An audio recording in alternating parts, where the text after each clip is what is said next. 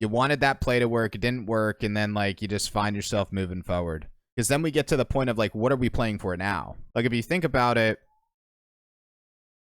like your window of opportunity is nice right now, right? Like if for some reason this ball goes here, you could play it. Back here, you could rotate and play it.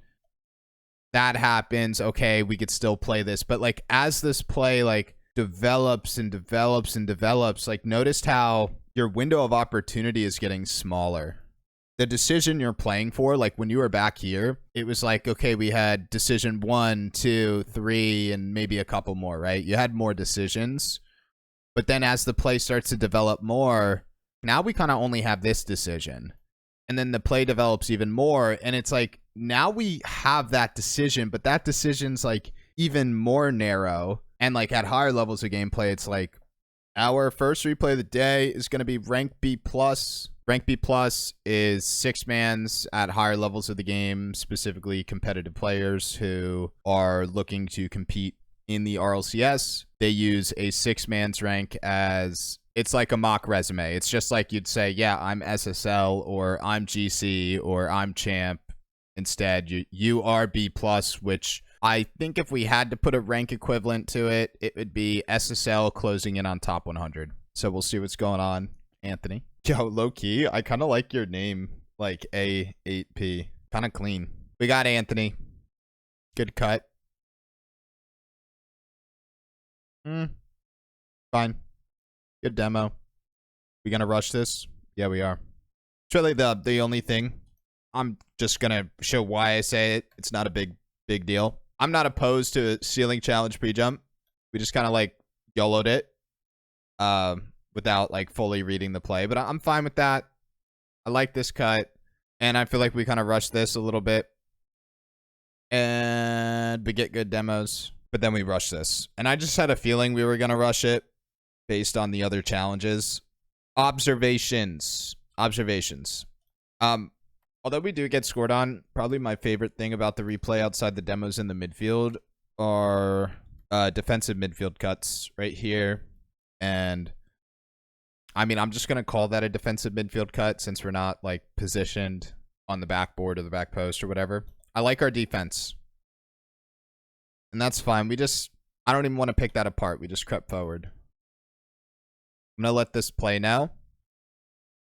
Just wanted to share initial thoughts. Good. It's a good low boost challenge. Very good challenge. I think overall our defense looks good. I didn't think someone on their team would dive for the goal there with 2 people under the ball. No, I totally feel you. And I don't want to get obsessed with that either. I totally feel you.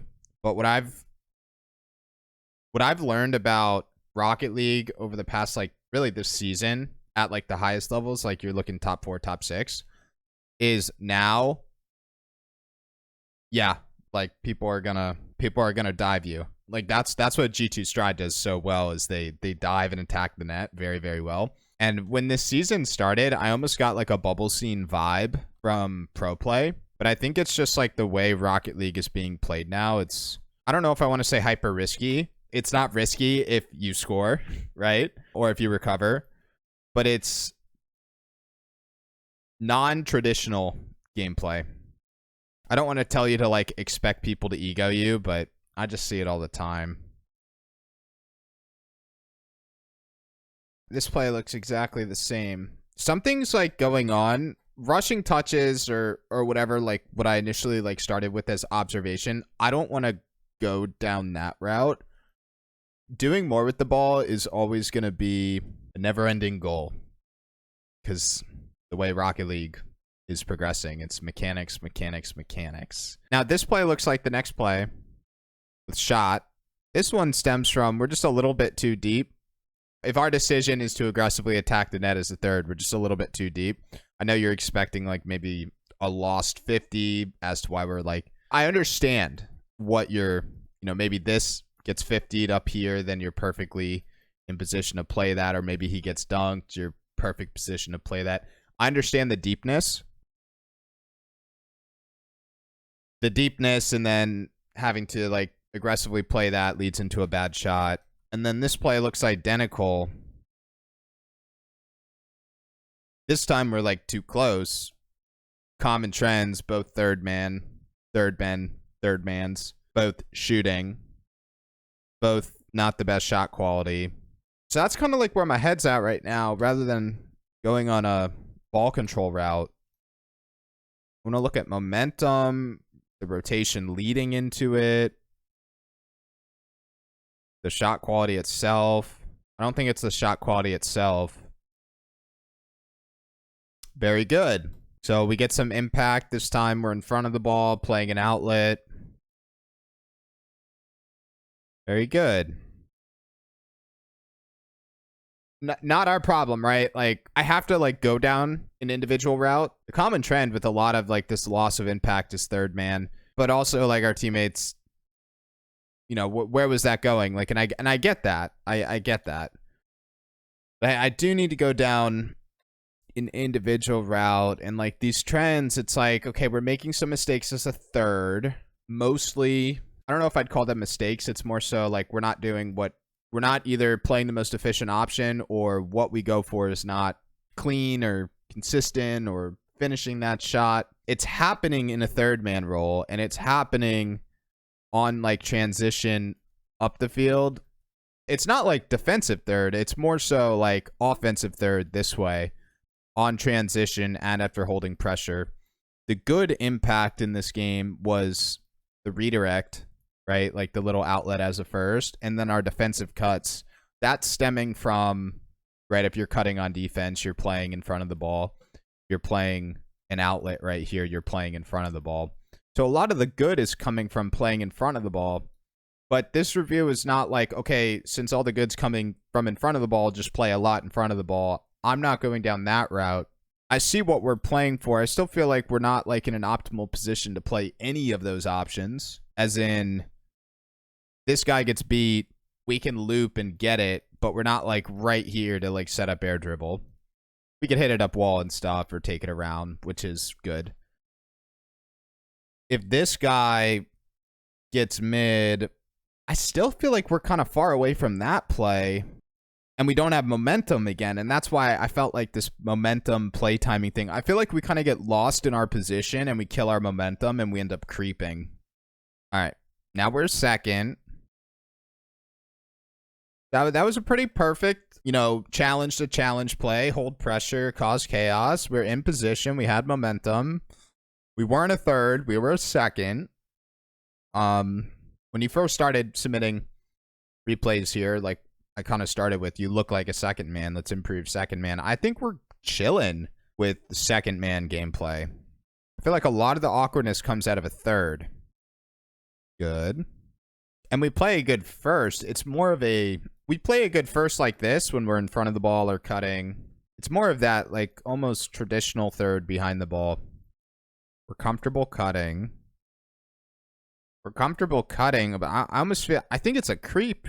I'm kind of going like micro specific on this, Anthony, but I think it is a very, very specific issue of like a creep where you are in a good position, you're cutting as a first into a third, you're playing a midfield, and like all of this works out should this ball go here. So like your initial read as like the third is good, like positioning, rotation, etc. But then like if your initial read doesn't happen, like that ball goes here, we're chilling, that ball goes here, we're chilling, right? If that doesn't happen, I almost feel like you have this habitual tendency to, I said creep, but like commit.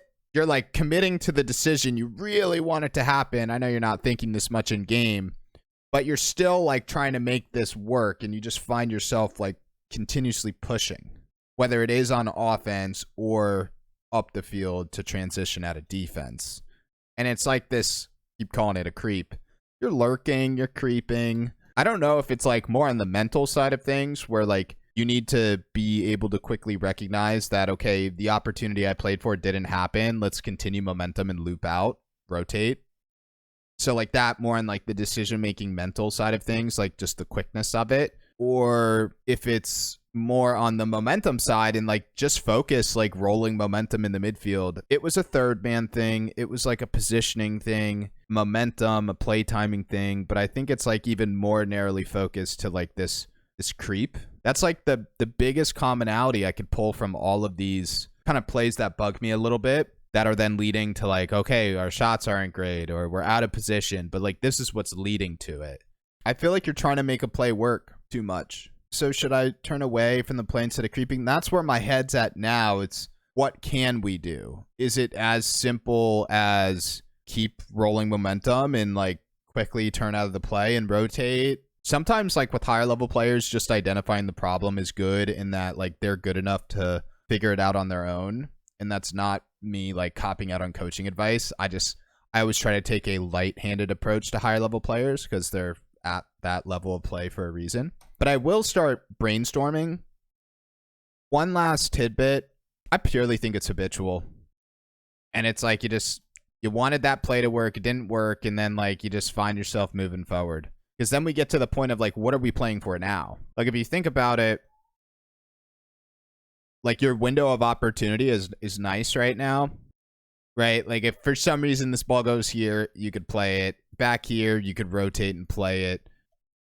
That happens, okay, we could still play this. But like as this play like develops and develops and develops, like notice how your window of opportunity is getting smaller. The decision you're playing for, like when you were back here, it was like, okay, we had decision 1, 2, 3, and maybe a couple more, right? You had more decisions. But then as the play starts to develop more, now we kind of only have this decision. And then the play develops even more. And it's like, now we have that decision, but that decision's like even more narrow. And like at higher levels of gameplay, it's like, what are the odds of this ball just rolling here and coming right to your face to shoot? And even if you can shoot, you have no momentum. And it's like, this guy's going to dive you, or, you know what I'm saying? So like, that's like the nasty side effects of like inching closer to the play. Your window of opportunity is getting, the amount of options you have is getting more and more limited. Then as I was doing that, I'm thinking like, is it literally we creep too close when our second man goes? We made our mistake right there. Okay, like play this, right? Do your thing. Okay, play that. Okay, first man went. And like our creep starts right now. Meaning you're trying to get this second third connection when really like you want that first third connection instead of the 2-3. What could we do here instead? I really think your decision to peel off should, thinking about those windows of opportunity, like we want the biggest window of opportunity. Now, if there's like 30 seconds on a clock, you're down a goal, like you could play for those narrow opportunities. And like, yeah, there's a minute and a half. You need to start playing for more risk for sure.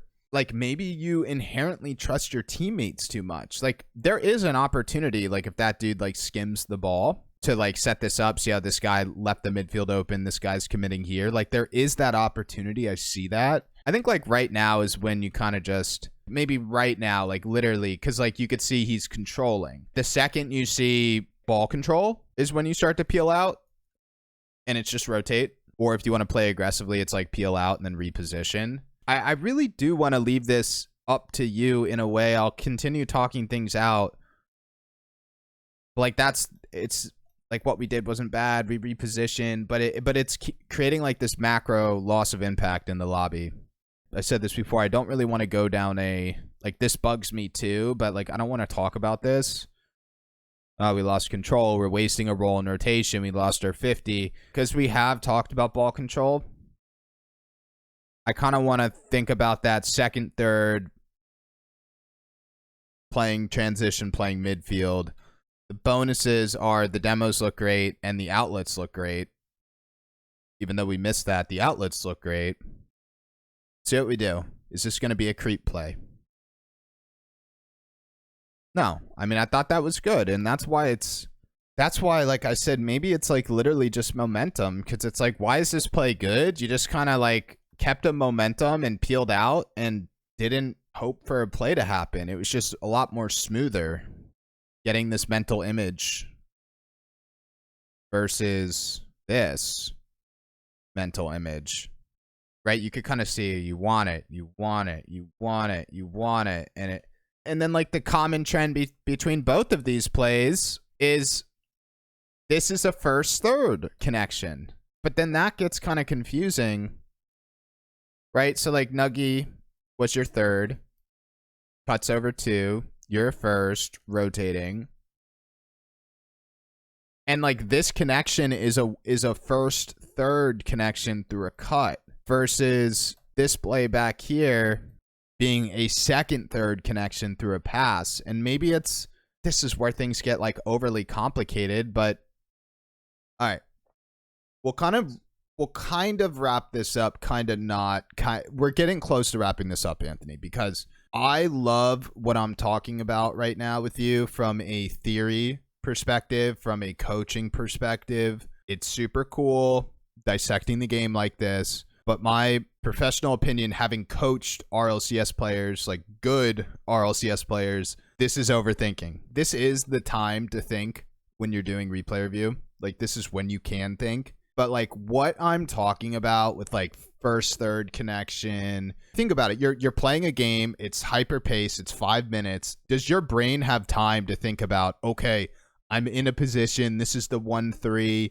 This is what I want. It's too much for the brain to process mid-match. That's why like I like to really, really simplify the like things we could actually do. You know, like just easy things like demo more, cut more, this more, right? Like what we're talking about is cool. I'm going to be honest. Like it's not the first time I've talked about this. I don't even know what to call it, but it falls into the overthinking category. It's cool to watch, it's cool content, but for actual competitive advice, it's not great. So here's my consolidation. No, you're exactly right. And I think Rocket League is just, I talk about this a lot about flow state. It's a flow state game. Rocket League is a flow state game. It's, you think you play best when your brain's off. Like that's just what happens. Okay, like what was the initial problem? Little bit of loss of impact as a second, third man shooting and controlling the ball. What was leading to that? We're out of position, either too close to the play, too out of the play. Some of that was rotation based. I think the root of that was more so decision making based. And notice how we're getting down this like overthinking rabbit hole. You're wanting a play to happen. Like you're not thinking on your feet, right? Where it's like, okay, you see a play, but then like instantly you know that play is no longer there. And that's game sense. Like you kind of learn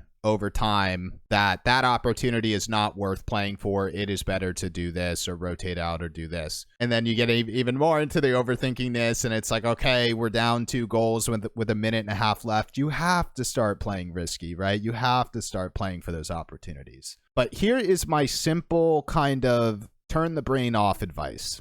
And it's going to go down what I initially said that I didn't want to go down, which was, okay, most of our impact is through defensive cut rotation in our midfield and playing forward as a first man to redirect, right? I want to go down a cut route, but more so this. And I'm going to try to make this simple, but again, it gets down to that overthinkingness. And I do think like maybe the best advice of this all is when you notice yourself creeping like that's an easy thing to recognize in game. When you start creeping and inching towards the play, that's a good like mental flag to go off in your brain saying, just get out of the play, rotate, or even drive in a little circle and reposition or whatever your preferred way to deal with the creep. But this is kind of the simplified version of it all. And we're going to use the offensive example. We play good and we read the play and we time the play and we have our most impact when we are cutting, right? This is a cut. You're cutting the midfield. Traditionally, you would rotate here in a very traditional rotation, right? Restack as a third. But you are cutting the midfield. Good. Play it. But then like eventually your cut turns into a stack, right? If this ball immediately went here, then you're cutting it. But notice how the play takes longer and longer and longer to develop, and eventually you start stacking as that third. When you're playing a second and a third man in the offensive midfield, try to just prioritize your cuts to play the ball. But when you start to stack, or you start to, on transition and you're stacking, try to just, I don't want to say play more traditional, but like don't think about quick follow-ups or quick follow-up shots. Like look for your fakes or look for just positions and literally try to narrowly consolidate all your play action through cut rotation. It looks good on defense. It looks good on these like outlet passes. If someone's right here and they pass up to you, it looks good when we cut here. But when we start to stack into that more, like this player's stacking, right? Like he's behind the ball, stacking as a second man. Simply like, you're looking for 50s, you're looking for fakes, you're looking for ball control. You're not looking for like that quick follow-up action. again, goes down the overthinking. I feel like the easiest thing for you to do is to have recognition for the creep. Kind of get this negative bias attached to it when you could, like, typically your brain starts to wander a bit because the play is taking longer to develop than you thought it would. So, like, try to identify that moment where, like, you could just, maybe my voice comes in your head, or maybe it's just whatever that recognition moment is, and just rotate. And then what do? You could rotate, reposition, rotate, reposition. Like, there's no right way to reposition, but just like reposition. Try not to play for these as much. Try to avoid the creep. That's like my simplified approach to this. On the complicated level, look for cuts, especially cuts from the first to the third. Try to play a little bit more traditional as a second, third, right? Behind the ball. It's 50s, it's fakes, it's ball control. I want to avoid that. And also, like, I will sometimes train mental images with players. It really helps in games like Rocket League because it's situational. Get this mental image, this creep. Like, you will see creeping in a game, and try to avoid this. Or, and you're not this type of player, you just send it, which is not smart. I wouldn't go down the send it route. I would go down a cut rotation route, tap into what's good, try to avoid the creep, and we'll see what happens. I think it's clean. I love the demos. Major problem I'm trying to solve is that impact for shots. And, like, get this mental image in your brain. I think this was good compared to previous. Right? This is that first third connection, which is very hard to recognize in game. But, like, you're in, you start to creep, and you're out. Like, see how quick you made that decision? And it's much more obvious here because Pigeon is hard clearing. Like, that's why I mentioned mental before. It's like on the spot decision making. It's like you see a play, you commit to it, it's no longer there, and you just immediately make another decision. So that's where I'd leave this, man. I think it's cool to address a problem deeply and really talk it out. But when it comes to game time, like, I'll just give an example with, like, previous RLCS teams. Like, I will be watching them play. I will be taking notes. I will have, like, a page of notes from 1 5-minute game. And, like, I'm understanding the problem. I'm knowing what we need to do to counter the other team, expecting what that team's going to do to start the next game. All detailed out. And then I go to talk to the players, and I literally, guys, just demo. Or, guys, just hard clear out of defense, that's it. And, like, I simplify everything to, like, literally 3 to 5 words. You have to make things simple in Rocket League. This is the time to think, for sure. But when you have a minute in between games, the last thing you want is someone giving you a 5-paragraph essay of what you need to do. You need to simplify. Again, I think recognizing that creep is the easiest. Getting, like, a negative bias attached to it. I've done that with other players, but, like, when you notice yourself doing that, try to think quickly on the spot and experiment with other decisions. Hope that helped, man. Kind of went freaking super, super deep on that. Of course, man. Glad you submitted. Glad we got a chance to look at gameplay.